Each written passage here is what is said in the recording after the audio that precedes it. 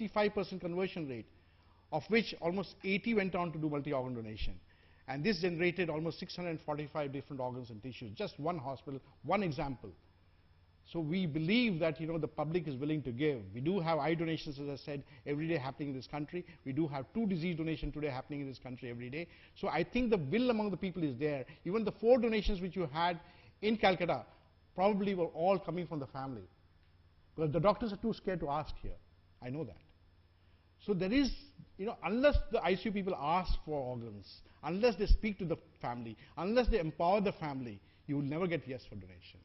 We had this heart transplant recipient, she had a heart transplant in Chennai. She was from Bombay, and then she came and did a transplant coordinator's course, and she's helping us in Bombay. We also have an MOU with the NHS as Bond Foundation to bring good practices in the country. We do training for organ retrieval for surgeons. We also have an app and so on. Since time is short, I'll just skip through some of these slides, which is probably not required. We have some international best practices, as Vivek was saying, Spain, Croatia, Korea, Iran, UK, where all transplant programs are government supported. They don't have private transplants. So the things are a lot simpler in Spain and Croatia when we talk of their numbers, or UK. In India, it's very complex. 90% of transplants are done in private sector, 10% are done in government sector. What we need to do is, we need to build the government sector transplant programs. We need to build programs like PGI here. We need to build their program. And if we don't do that, then transplant is an expensive surgery. If we don't help the government hospital to build transplants, then where will the poor people go for getting a transplant? In Tamil Nadu, the Chief Minister gives 4 lakhs to anybody who has a transplant, kidney transplant, in any hospital in Tamil Nadu. They give 20 lakhs for a liver transplant. But Tamil Nadu is far ahead in these things. Not all states are able to do this. So we need to, take care of the government institutions as well as we move forward in this program. So in, abroad in Spain, Croatia, Korea, these are all government-supported programs. There's no private sector at all.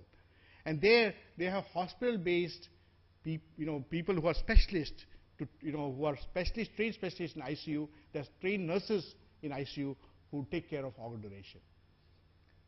And then there are, US and, some regions in Korea where there are organ procurement organizations, like Bond Foundation perhaps, which goes to the hospitals and takes over the service and does everything. They do the counseling, they do the maintenance of the donor, and they help with the organ retrieval and so on.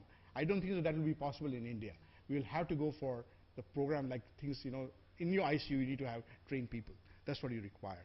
And if you do that, your waiting list will come down. As you've seen in Croatia, the waiting list has started coming down. In West Bengal, what is required? You already have a roto status in West Bengal. You have regional status.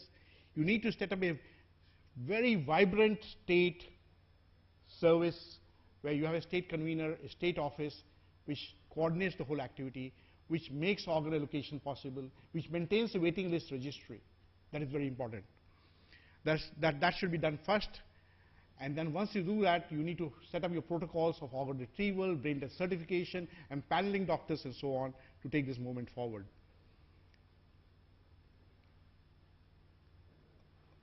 Let's skip this. Just to give you an example again of coming back to Kerala, they started in August 2012, and